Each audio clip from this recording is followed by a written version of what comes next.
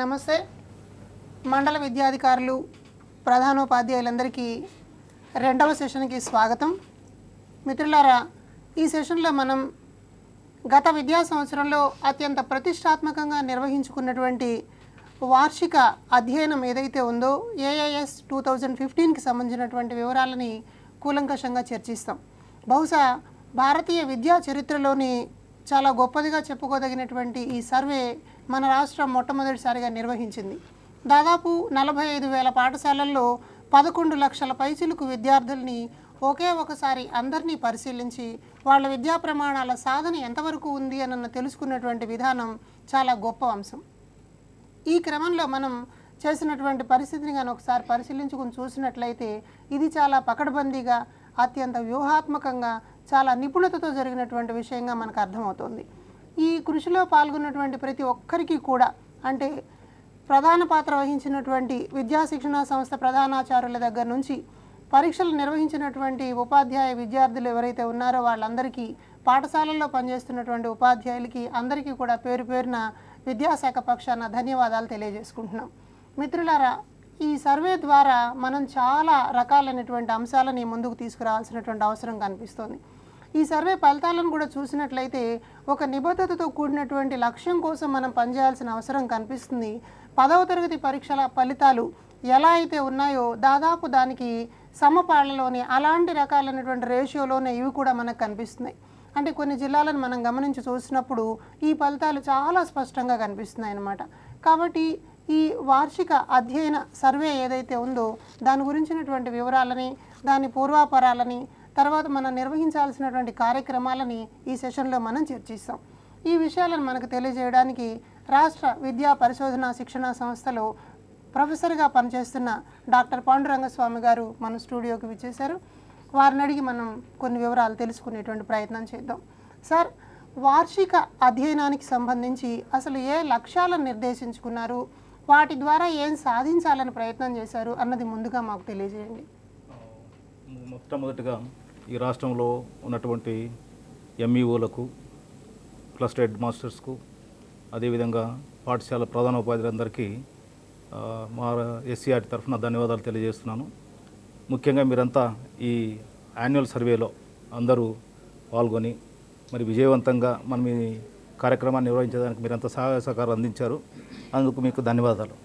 ముఖ్యంగా ఈ annual assessment survey 2015 అన్నటువంటిది ప్రైమరీ ఎడ్యుకేషన్లో ఎలిమెంటరీ ఎడ్యుకేషన్లో ఉన్నటువంటి విద్యార్థుల యొక్క సామర్థ్యాలను తెలుసుకునే దానికోసం నిర్దేశించబడింది. ముఖ్యంగా ఈ ఎలిమెంటరీ ఎడ్యుకేషన్లో 3rd class, 5th class, 8th class ఈ 3 క్లాసులకు గవర్నమెంట్ పాఠశాలలో ఎక్సెప్ట్ రికగ్నైజ్డ్ ప్రైవేట్ స్కూల్స్ తప్ప అన్ని యాజమాన్యాల్లో ఉన్నటువంటి ప్రభుత్వ సంస్థల్లో మరి ఇది నిర్వహించడం జరిగింది. 100% schools, 100% children. This is census based. గతంలో జరిగినటువంటి సర్వేలు మీరు స్లాష్ తీసుకోండి, న్యాస్ తీసుకోండి, ప్రథమ వాళ్ళు నిర్వహించినటువంటి అసర్ తీసుకోండి, ఇవన్నీ శాంపుల్ బేస్డ్ సర్వేస్. అయితే దీని యొక్క ప్రత్యేకత ఏమంటే మొత్తం విద్యార్థులు, ఈ రాష్ట్రంలో చదువుతున్నటువంటి అందరు విద్యార్థులు ఇందులో పాల్గొన్నారు, మరి పరీక్ష రాశారు, మరి ఫలితాలు కూడా మనకు వచ్చాయి. అంటే ఈ యొక్క యాన్యువల్ అసెస్మెంట్ సర్వే యొక్క ప్రధాన ఉద్దేశం ఏమంటే to assess achievement levels of students studying elementary education. ఈ ఎలిమెంటరీ ఎడ్యుకేషన్లో చదువుతున్నటువంటి విద్యార్థుల యొక్క అకాడమిక్ స్టాండర్డ్స్ను మదింపు చేయడము, తద్వారా దానికి తగినటువంటి చర్యలు తీసుకోవడం. తర్వాత యాక్చువల్ సిచ్యువేషన్ ఏముంది ఎలిమెంటరీ ఎడ్యుకేషన్లో, యాక్చువల్ సిచ్యువేషన్ ఏముంది 3rd class, 5th class, 8th క్లాస్లో వాళ్ళు ఏ స్థాయిలో ఉన్నారు. మన బోధన చేస్తున్నాం, విద్యార్థులు అభ్యసిస్తున్నారు. అయితే వాళ్ళ యొక్క సాధనా స్థాయిల్లో వాళ్ళ యొక్క స్టేటస్, వాళ్ళ యొక్క స్థితి ఏముంది అని తెలుసుకునే దాని కొరకు ఈ సర్వే నిర్వహించడం జరిగింది. ఈ సర్వే నిర్వహణ అనంతరం మరి రాష్ట్ర స్థాయి నుండి విద్యార్థి వరకు వివిధ రిపోర్ట్ కార్డ్స్ అందించాలనేటువంటి ఉద్దేశంతో ఈ సర్వే చేయడం జరిగింది. అంటే మొదట విద్యార్థి యొక్క పర్ఫార్మెన్స్ రిపోర్ట్, తర్వాత పాఠశాల performance report, mandal performance report, district performance report, అదేవిధంగా స్టేట్ పర్ఫార్మెన్స్ రిపోర్ట్, ఈ విధంగా 5 స్థాయిలు రిపోర్ట్ కార్డు ఇవ్వాలనేటువంటి ఉద్దేశంతో ఈ యొక్క కార్యక్రమం చేపట్టడం జరిగింది. తద్వారా మరి నిర్వహించిన తర్వాత ఈ ఫీడ్బ్యాక్ ఏదైతే ఉందో దీనిని మరి పాఠశాలలకు పంపించాలా అన్నటువంటిది ప్రధాన ఉద్దేశం. పాఠశాలలో పనిచేస్తున్నటువంటి ఉపాధ్యాయులు, ప్రధానోపాధ్యాయులు వారి పాఠశాలలో విద్యను అభ్యసించినటువంటి విద్యార్థులు ఏ సామర్థ్యాలలో ఏ మేరకు సాధించారు అన్నటువంటి ఫీడ్బ్యాక్ ఇవ్వడం ద్వారా మరి ఆయా ఉపాధ్యాయులు ఆయా విద్యార్థుల మీద శ్రద్ధ ఉంచి మరి వాళ్ళు ఇంకా అచీవ్ చేసేదాని కొరకు ప్రయత్నం చేసే విధంగా మరి రిపోర్ట్ కార్డు పంపిస్తాం. ముఖ్యంగా ఒక 1 వీక్ 10 డేస్ లోపల ప్రతి పాఠశాలకు రిపోర్ట్ కార్డు అన్నటువంటిది వస్తుంది, స్కూల్ రిపోర్ట్ కార్డు. ఈ స్కూల్ రిపోర్ట్ కార్డులో ఆ పాఠశాలలో పరీక్ష రాసినటువంటి విద్యార్థులు మొత్తం ఎంతమంది ఉన్నారు, వాళ్ళ తెలుగులో ఏం గ్రేడ్ వచ్చింది, మ్యాథమెటిక్స్లో ఏం గ్రేడ్ వచ్చింది, అదేవిధంగా ఇంగ్లీష్లో ఏం గ్రేడ్ వచ్చింది, ఓవరాల్గా ఆ పాఠశాల యొక్క గ్రేడ్ ఏమి అనేటువంటి వివరాలతో త్వరలో ఒక 10 డేస్ లోపల మీకు స్కూల్ గ్రేడ్ పర్ఫార్మెన్స్ కార్డు పంపించడం జరుగుతుంది. మరి ఈ సర్వేలో 3rd క్లాస్లో దాదాపు 3,53,608 మంది విద్యార్థులు మరి పాల్గొన్నారు. 5వ తరగతిలో 3,78,863 మంది విద్యార్థులు పాల్గొన్నారు. మరి 8th క్లాస్లో చూసినట్లయితే 3,78,790 మంది విద్యార్థులు, అనగా టోటల్గా 11,11,338 students have taken the examination at the end of April 20 last academic year. ఈ నిర్వహణలో అయిన తర్వాత విశ్లేషణ చేసినట్లయితే మనకు 3వ తరగతిలో మ్యాక్సిమం మార్క్స్ అంటే యావరేజ్ మార్కు 35గా ఉంది అవుట్ ఆఫ్ 50కి, అంటే 75% మ్యాక్సిమం మార్క్ రీచ్ కావడం జరిగింది. మరి అదేవిధంగా 5th క్లాస్లో 69% మార్క్స్ విత్ 34.89 ఫర్ 50 మార్క్స్. అదేవిధంగా 8th క్లాస్ చూసినట్లయితే మరి 60% మ్యాక్సిమం మార్క్స్ యావరేజ్ మార్క్ ఇక్కడ చూడడం జరిగిందంటే 30.37 మార్కులు రావడం జరిగింది యావరేజ్లో. మరి ఈ విధంగా 3rd క్లాస్ రిజల్ట్ చూసినట్లయితే కడప హైయెస్ట్లో ఉంది. అదేవిధంగా మరి అనంతపూర్ చూసినట్లయితే చాలా అంటే మనకు లీస్ట్ ఉన్నట్టు కనబడుతుంది. మరి గ్రేడ్ పరంగా మనం చూసినట్లయితే 3వ తరగతిలో సి గ్రేడ్లో దాదాపు 10.46% అంటే 35,000 స్టూడెంట్స్, అంటే దాదాపు 3,35,000 మంది 3వ తరగతి పరీక్ష రాస్తే అందులో 10% of the students are in C grade. It means nearly 35,000 students are in C grade in different schools, in different districts, in different mandals. అదేవిధంగా 3rd క్లాస్ తీసుకున్నట్లయితే 5th క్లాస్ తీసుకున్నట్లయితే 8.63% of the students are in C grade. It means nearly 30,000 students, 3,78,000 students have taken the examination, out of which 30,000 students are in C grade. When coming to the 8th class, nearly 16.17% of the students are in C grade. It means nearly 48,000 students, 3,70,000 and odd students have taken the examination. 16% it means nearly 48,000 students on C grade. So these results are very alarming. These people after 2 years, now these 8th class students are in, they came to 9th class, now they are in 9th class. They have to take public examination next year. So what is the fate of these children if they are in the same position? And if you can consider the highest and lowest performance districts, Kadapa 3rd class, their performance is highest 38.45, Anantapur is least performance district 31.12, and in 5th class Kadapa is highest performance 38.18, Anantapur least performing district 31.57, East Godavari in 8th class, East Godavari 35.78 highest performance, and coming to Anantapur 26.83 is the lowest performance. Okay sir, ఇప్పుడు వీటి ఈ ఫలితాలను మనం పరిశీలించి చూసినట్లయితే దాదాపుగా 11 లక్షల మంది పిల్లలకి మనం 3, 5, 8 తరగతుల్లో పరీక్ష నిర్వహించినప్పుడు మూడవ తరగతిలో 35,000, 5వ తరగతిలో 24,000, 8వ తరగతిలో దాదాపు 48,000 మంది పిల్లలు సి గ్రేడ్లో ఉన్నారు అని చెప్పి మనకు తెలుస్తుంది. అంటే ఈ పిల్లల్ని మనం తర్వాతి తరగతుల్లోకి తీసుకువెళ్తున్నప్పుడు క్రమక్రమంగా ఈ తక్కువ సామర్థ్యాలు కలిగినటువంటి పిల్లల్ని తర్వాతి తరగతిలోకి ప్రమోట్ చేసినప్పుడు వాళ్ళ ఆ తరగతికి నిర్ధారించిన సామర్థ్యాలను నేర్చుకోలేకపోతే ఇంకా వెనుకబడిపోయేటువంటి ప్రమాదం ఉంది కదా. ఇప్పుడు ఉదాహరణకి 8వ తరగతిని మనం చూసినట్లయితే 48,000 మంది పిల్లలు, అంటే బి గ్రేడ్ కూడా బహుశా దీన్ని కలుపుకోవాల్సినటువంటి అవసరం ఉంది. ఎందుకంటే బిఏ అన్నా సి అన్నా దాదాపుగా దగ్గర సామర్థ్యాలు కలిగిన వాళ్ళలాగే కనిపిస్తారు కాబట్టి దాదాపు 50% మంది పిల్లలు సి గ్రేడ్లోనే ఉన్నారు అని అంటే ఇది ఒక ప్రమాదకరమైనటువంటి సన్నివేశాన్ని మనకు సూచిస్తోంది. కాబట్టి మండల విద్యాధికారులు, ప్రధానోపాధ్యాయులు చాలా స్పష్టంగా దృష్టి పెట్టాల్సినటువంటి అవసరం ఉంది. మనం ఒకసారి చూసినట్లయితే ఫలితాలని ఈస్ట్ గోదావరి జిల్లాలో 48,000 మంది పిల్లలు పరీక్ష రాస్తే వాళ్ళలో 22,000 మంది పిల్లలు గణితంలో సి గ్రేడ్లో ఉన్నట్టు కనిపించారు. అలాగే చిత్తూరు జిల్లాను మనం చూసినప్పుడు 30,000కు పైన పిల్లలు పరీక్షలు రాస్తే దానిలో 20,000 మంది పిల్లలు గణితంలో సి గ్రేడ్లో ఉన్నట్టు కనిపించారు. అంటే 8 తరగతుల పాటు ఒక పిల్లలు పాఠశాలలో చేరి 8 సంవత్సరాలు అయిపోయినా కూడా ఇంకా ఆ తరగతికి నిర్ధారించాల్సినటువంటి సామర్థ్యాలు రాకపోవడం ద్వారా వాళ్ళు వెనకబడడం అన్నది జరుగుతుంది.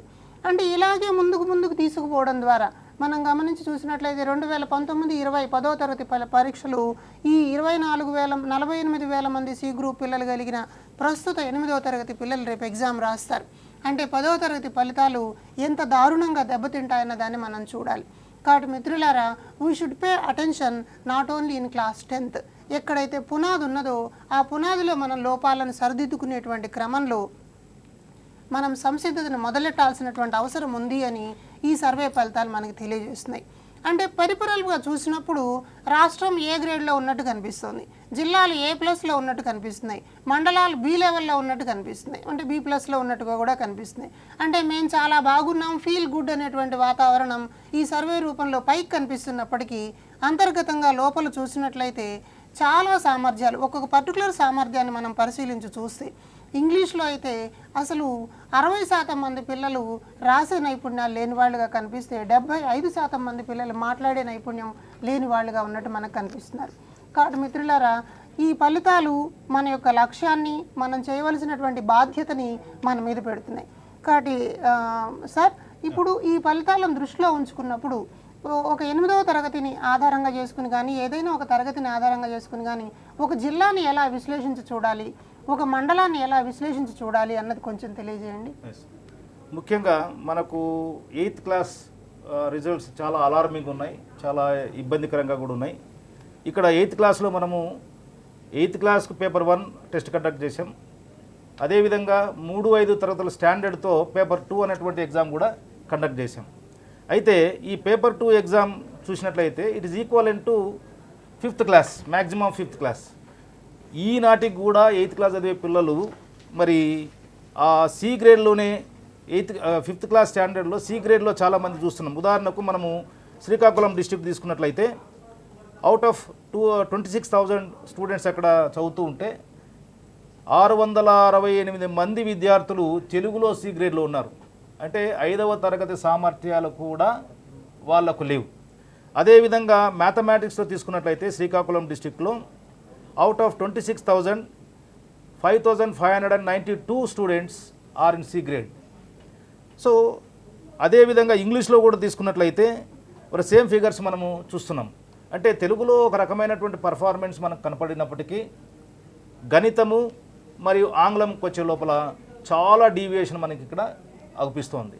అంటే సి గ్రేడ్లో తెలుగులో ఒక ఫ్రాక్షన్ 1,600 మంది మనకు ఉన్నట్లయితే అదే మరి ఇంగ్లీష్ వచ్చే లోపల 6,038 మంది ఉన్నారు. అంటే paper 1లో 8th class original 8th క్లాస్లో. అదేవిధంగా మ్యాథమెటిక్స్కి వచ్చినట్లయితే 9,891 మంది. చూడండి ఇక్కడ ఎంత అలార్మింగ్ సిచ్యువేషన్ ఉంది. మరి ఇక్కడ టోటల్గా మనము గమనించినట్లయితే 26,000 మందిలో ఆన్ ద యావరేజ్ 3,200 మంది విద్యార్థులు సి గ్రేడ్లో ఉన్నారు. ఆల్మోస్ట్ వీళ్ళకి పాస్ మార్కులు రానట్టుగా మనము చెప్పుకోవచ్చు. అదేవిధంగా మనము ఇంకొక జిల్లాను విశ్లేషణ చేసినట్లయితే ఈస్ట్ గోదావరి పర్ఫార్మెన్స్ బాగున్నప్పటికీ 8th క్లాస్లో ఇక్కడ ఫిగర్ చాలా అలార్మింగ్ ఉన్నాయి. ఉదాహరణకు 48,000 మంది విద్యార్థులు ఈ జిల్లాలో 8th క్లాస్ పరీక్ష రాస్తే అందులో 22,186 మంది విద్యార్థులు మ్యాథమెటిక్స్లో సి గ్రేడ్లో ఉన్నారు. మరి అదేవిధంగా ఇంగ్లీష్లో తీసుకుంటే 12,000 మంది 148 మంది విద్యార్థులు సి గ్రేడ్లో ఉన్నారు. అంటే ఈ పిల్లలు నెక్స్ట్ ఇయర్ వాళ్ళు 10th క్లాస్కి వెళ్తారు. వీళ్ళకి మినిమము ఈ కాంపిటెన్సీస్ లేనప్పుడు వీళ్ళు కోపప్ కావడం కూడా చాలా కష్టం. కాబట్టి ఈ రెడీనెస్ ప్రోగ్రాంలో మనము జాగ్రత్తగా ఎట్లా వీళ్ళని రెడీ చేయాలా అంటే రీడింగ్, రైటింగ్, అర్థమెటిక్ అంటే మినిమం థింగ్స్ ఏవైతే ఉన్నాయో చదవడము, రాయడము సరళంగా వచ్చినట్లయితే ఆటోమేటిక్గా నేర్చుకోవడం సులభం అవుతుంది. సో ఎప్పుడైతే పిల్లవాడు ఈ అనాలిసిస్లో ఇంకా డీటెయిల్గా వెళ్ళినట్లయితే రిటర్న్ పార్ట్లో మనం చూస్తే 1000 మంది, గ్రామర్లో చూస్తే 1000 మంది, ఆన్ ద హోల్ మనకు గ్రేడ్ బాగానే కనిపిస్తుంది. కానీ ఇంటర్నల్గా మనము అంటే ఒక్కొక్క అకాడమిక్ స్టాండర్డ్ వైజ్గా మనం అనాలిసిస్ చేస్తూ పోయినట్లయితే ఈనాటికి రైటింగ్ పార్ట్లో దాదాపు ప్రతి జిల్లాలో 30%, 40% ఆఫ్ ది స్టూడెంట్స్ ఈ రైటింగ్లో మనకు సి గ్రేడ్లో ఉన్నట్టు కనిపిస్తుంది. ఒక్కొక్క కాంపిటెన్సీ ఒక లిజనింగ్, స్పీకింగ్లో మాత్రమే మనకు బాగా పర్ఫార్మెన్స్ కనపడుతుంది. కానీ ఈ లిజనింగ్, స్పీకింగ్ కాంపిటెన్సీ వల్లనే ఓవరాల్ గ్రేడ్ కూడా మంచిగా వచ్చింది. అంటే out of 20 marks in Telugu 5 marks మనము తెలుగులో ఈ లిజనింగ్ అండ్ స్పీకింగ్ అడగడంతో 5 మార్క్స్ అవుట్ ఆఫ్ 5 మార్క్స్ ఇక్కడ లిజనింగ్లో, స్పీకింగ్లో రావడం వల్ల ఒక మంచి గ్రేడ్ వచ్చింది. అయితే రిటర్న్ పార్ట్స్ మనం తీసుకుని పోతే ఈ రిటర్న్ పార్ట్లో ఈ 15కు చాలా తక్కువ మార్కులు రావడం జరిగింది. సో ఇక్కడ ఇంటర్నల్ అనాలిసిస్ చాలా అంటే మెటికులస్గా మనం చేయాల్సి ఉంది. మరి చాలా సూక్ష్మంగా మైక్రో కూడా చూడాల్సి ఉంది. ఇది ప్రతి ఉపాధ్యాయుడు, ప్రతి ప్రధానోపాధ్యాయుడు ఇట్లా 8th క్లాస్ అయితేనేమి, 3rd క్లాస్ అయితేనేమి, 5th క్లాస్ అయితేనేమి మీకు గ్రేడ్ కార్డు వస్తుంది. ప్రతి విద్యార్థి గ్రేడ్ కార్డు కూడా మేము అందుబాటులో నెట్లో పెడతాం. లేదా సీడీలు మేము డిఓకు, ఎంఈఓకు సీడీలు పంపిస్తాం. దాని ద్వారా మీరు విద్యార్థి యొక్క కార్డు కూడా తీసుకోవచ్చు. ప్రతి ఒక్క విద్యార్థి ఏ సామర్థ్యంలో వెనకబడి ఉన్నాడు, మరి ఆ సామర్థ్యానికి సంబంధించినటువంటి ఏ కృత్యాలు మనం నిర్వహించాలి, సింపుల్గా, సులభంగా, వాళ్ళకి ఈజీగా మరి విద్యార్థి ఆ అకాడమిక్ స్టాండర్డ్ చేరుకునేటువంటి ఈ యాక్టివిటీస్ ఏవైతే ఉన్నాయో, సరళంగా బోధించే విధానాలు అయితే ఏమైతే ఉన్నాయో వాటన్నిటిని మనము కన్సిడర్ చేయాల్సినటువంటి ఆవశ్యకత ఉంది. సో ఈ విధంగా 8th క్లాస్ చూసినట్లయితే మనకు పేపర్ 1, పేపర్ 2 అంటే పేపర్ 2లోనే ముఖ్యంగా సేమ్ కండిషనే మనకు కనపడుతుంది. ఎవరైతే పేపర్ 2లో వీక్ ఉన్నారో అదే రిప్రజెంటేషన్ ఇంకా పెరుగుతూ పోతుంది. ఇక్కడ మనం గమనించవలసింది ఏమంటే 5th క్లాస్ స్టాండర్డ్స్ లేని వాళ్ళు 5,000 మంది ఒక క్లాస్లో ఉంటే, 8th క్లాస్లో ఉంటే, మరి 8th క్లాస్ ఒరిజినల్ పర్ఫార్మెన్స్కి వచ్చే లోపల 4-5 వేలు పెరుగుతూ ఉంది. అంటే క్లాస్కి స్టాండర్డ్స్ మనం ఇక్కడ తగ్గుతున్నాయి అనేటువంటి ఒక అనాలిసిస్ను మనము చూస్తున్నాము. మనం చాలా జాగ్రత్త పడవలసినటువంటి అవసరం ఉంది. అంటే when the child gross above higher classes he has to gain more knowledge. Rather, number of students are decreasing in the scoring of marks. So still people are falling in C grade. Every year by year, the C grade people are mounting a lot. This is very alarming phenomena. A child should learn and grow year by year. Rather, they are decreasing in the number. Yes. So these are some of the observations. కాబట్టి ఈ పరిస్థితిని మనం గమనించి చూసినట్లయితే ఇప్పుడు 8వ తరగతిలో ఉన్న పిల్లలకి మనం పరీక్ష పెడితే ఈ రకపు సందర్భం కనిపించింది అని అంటే మనం కొంత కిందకు వచ్చే ప్రయత్నం చేద్దాం. అంటే 7వ తరగతిలో సాధించాల్సిన సామర్థ్యాలు సాధించలేకపోవడం, 6లో సాధించాల్సినవి సాధించలేకపోవడం అన్నది ఒక ఎత్తు అయితే 3, 5 తరగతుల సామర్థ్యాల మీద పెట్టినటువంటి పేపర్ 2 అనేటువంటి పరీక్షలో కూడా 1000 మంది పిల్లలు మనకి బి గ్రేడ్లో, సి గ్రేడ్లో ఉన్నట్టు కనిపిస్తున్నారు. అంటే గత 5 సంవత్సరాలుగా కూడా ఈ పిల్లలు 3వ తరగతి దాటినప్పటి నుంచి వాళ్ళ సామర్థ్యాల మెరుగుదలలో ఎలాంటి మార్పు వచ్చినట్లు కనిపించడం లేదన్నది ఇక్కడ మనకు కనిపించేటువంటి విశేషం. అలాగే రెండవ అంశాన్ని మనం గమనించి చూసినట్లయితే కొన్ని జిల్లాల్లో చాలా ఎక్కువ మంది పిల్లలు పాఠశాలలో ఎన్రోల్ అయి కనిపిస్తారు. అందువల్ల కూడా ఆ జిల్లా గ్రేడ్ మీద ప్రభావం చూపినట్లు ఉంటుంది. ఉదాహరణకి ఈస్ట్ గోదావరి జిల్లా చూస్తే 8వ తరగతిలో 48,000 మంది పిల్లలు పరీక్ష రాస్తే నెల్లూరు జిల్లాలో కేవలం 19,000 మంది పిల్లలు మాత్రమే ఈ పరీక్ష రాశారు. అంటే బహుశా ఆయా ప్రాంతాలలో ప్రైవేట్ స్కూళ్ళకి వెళ్ళేటువంటి పిల్లలు, ప్రైవేట్ పాఠశాలలో నమోదయ్యేటువంటి వాళ్ళ సంఖ్య గణనీయంగా ఉంది అనేది కూడా ఈ సర్వేని బట్టి మనకు తెలుస్తుంది. మిత్రులారా, ఏది ఏమైనప్పటికీ కూడా ఇది చాలా స్పష్టంగా గుర్తుంచుకోవాల్సినటువంటి అవసరం. అందుకనే రాష్ట్ర విద్యా శిక్షణ పరిశోధన సంస్థ సర్వశిక్ష అభియాన్ సంయుక్తంగా ఈరోజు ఈ కార్యక్రమాన్ని మీ ముందుకు తీసుకొచ్చారు. సంసిద్ధత అన్నది ఎంత కీలకం అన్నదాన్ని మనం చూడాల్సినటువంటి అవసరం ఉంది. ప్రారంభం నుంచే మనం జాగ్రత్త పడకపోతే, చాలామంది మనకు ఒక మాట అంటూ ఉంటారు, మన పాఠశాలకు వచ్చేటువంటి పిల్లలందరూ జల్లెడు పట్టేశాక మిగిలిన పిల్లలు వాళ్ళకి సామర్థ్యాలు ఎక్కడొస్తాయని చెప్పి. కానీ ఇదే సర్వేలో మనకి అత్యంత అద్భుతమైనటువంటి ప్రతిభని ప్రదర్శించినటువంటి జిల్లాలు కనిపిస్తున్నాయి. చాలా జిల్లాలు భాషలో A+లో నిలిచాయి, ఇంగ్లీష్లో కొన్ని సామర్థ్యాల్లో A+లో నిలిచాయి, గణితంలో కొన్ని సామర్థ్యాల్లో A+లో నిలిచాయి. అంటే ఆ పర్టికులర్ ప్రదేశాల్లో మన ఉపాధ్యాయులు సమర్థవంతంగా పనిచేస్తూ మంచి విజయాలను నమోదు చేస్తున్నారని మనం గమనించాల్సినటువంటి సందర్భం కూడా ఉంది.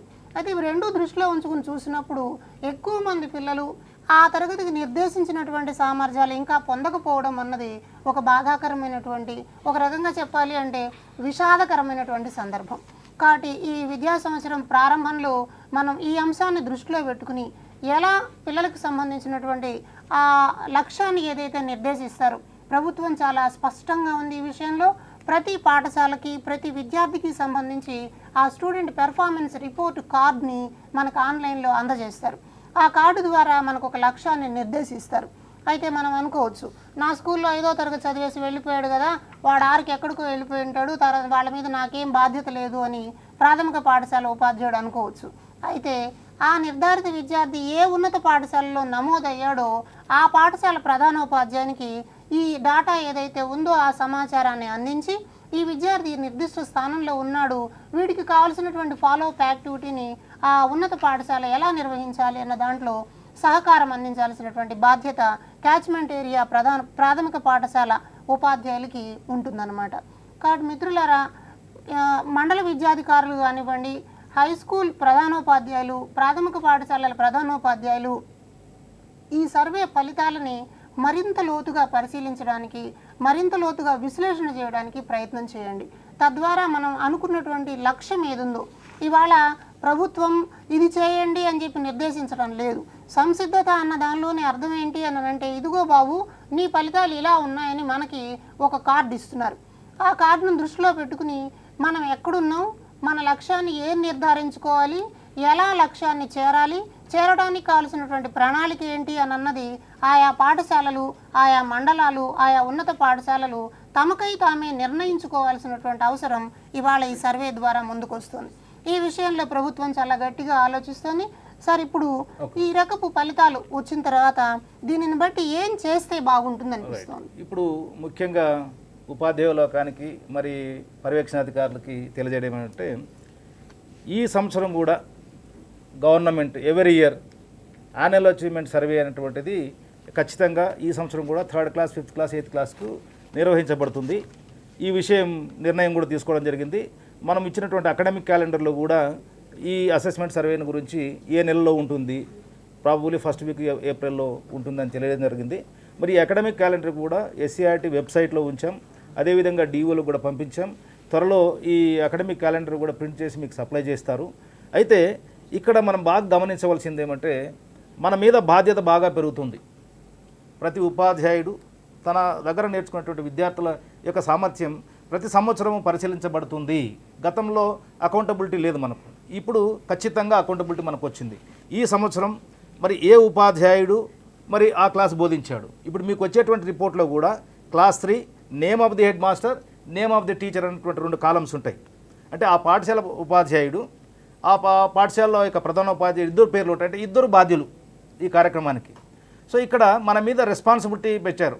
అంటే 3rd క్లాస్ మన దగ్గర ఉన్న పిల్లవాడు ఈ సంవత్సరం 4th క్లాస్కి వస్తాడు, ఇదే పిల్లవాడు నెక్స్ట్ ఇయర్ 5థ్కి వెళ్తాడు. అంటే ఇతడు కూడా మళ్ళీ 2 ఏళ్ళ తర్వాత ఈ అచీవ్మెంట్ సర్వేలో టెస్ట్ తీసుకుంటాడు, అతని యొక్క అచీవ్మెంట్ టెస్ట్ చేయబడుతుంది. అదేవిధంగా ఇప్పుడు 5th క్లాస్ పిల్లవాడు ఆయన పర్ఫార్మెన్స్ను వాళ్ళు చేరేటువంటి పాఠశాలకు ఆటోమేటిక్గా ఇది డిసిమినేషన్ అంటే పంపడం జరుగుతుంది. సో అక్కడ ఉన్న ఉపాధ్యాయులు కూడా ఈ పిల్లవాడి యొక్క స్టేటస్ ఏముంది, తెలుగులో ఇతని యొక్క స్థితి ఏముంది, గణితంలో ఇతని స్థితి ఏముంది, మరి మ్యాథమెటిక్స్లో ఇతని స్థితి ఏముంది, ఒక్కొక్క సబ్జెక్ట్లో ఆయా అకాడమిక్ స్టాండర్డ్స్లో కూడా ఏ స్టేజ్లో ఉన్నాడు. ఈ సర్వేలో మనం స్పష్టంగా ప్రతి అకాడమిక్ స్టాండర్డ్కు వచ్చిన మార్కులు, యావరేజ్, దాని గ్రేడు, ప్రతి ఐటెంకు మనం గ్రేడ్స్ ఇస్తున్నాం. మరి సబ్జెక్ట్ వైజ్ గ్రేడ్స్ ఇస్తున్నాం, మరి ఓవరాల్ గ్రేడ్ కూడా ఇస్తున్నాం. సో ఇక్కడ క్లియర్గా ఉపాధ్యాయునికి ఒక సంకేతం వెళ్తుంది. పిల్లవాడు రైటింగ్లో వీక్ ఉన్నాడు, లేదా గ్రామర్లో వీక్ ఉన్నాడు, వెకాబులర్లో వీక్ ఉన్నాడు, లేదా చదవడంలో వీక్ ఉన్నాడు, లేదా రీడింగ్ కాంప్రహెన్షన్లో వీక్ ఉన్నాడు. సో ఈ మొత్తము లాంగ్వేజ్లో ఉన్నటువంటి 6 కాంపిటెన్సీస్ ఏవైతే ఉన్నాయో ఆ 6 కాంపిటెన్సీలో ఏ కాంపిటెన్సీలో విద్యార్థి వీక్గా ఉన్నాడు అనేటువంటి స్పష్టమైనటువంటి మెసేజ్ ఉపాధ్యాయునికి ప్రధానోపాధ్యాయునికి ఉండడం జరుగుతుంది. అదేవిధంగా ఆ పాఠశాలకు పర్యవేక్షణకు వచ్చినటువంటి మండల విద్యాధికారి అయితేనేమి, మరి డిఓ అయితేనేమి, డెప్యూటీ అయితేనేమి, మీకు ఇచ్చినటువంటి స్కూల్ కార్డ్ అక్కడ మీరు హ్యాంగ్ చేస్తారు, తగిలిస్తారు. దాన్ని బట్టి పిల్లవాళ్ళ యొక్క పర్ఫార్మెన్సు, ఈ పర్ఫార్మెన్స్ అనేటువంటిది టీచర్ పర్ఫార్మెన్స్, మరి ఇక్కడ చాలా ఇండైరెక్ట్గా student performance is nothing but the performance of the teacher. If the teachers teaching is good, naturally the learning will be better. So ఇక్కడ మన యొక్క బోధన యొక్క పటిమ కూడా ఇండైరెక్ట్గా తెలుస్తుంది.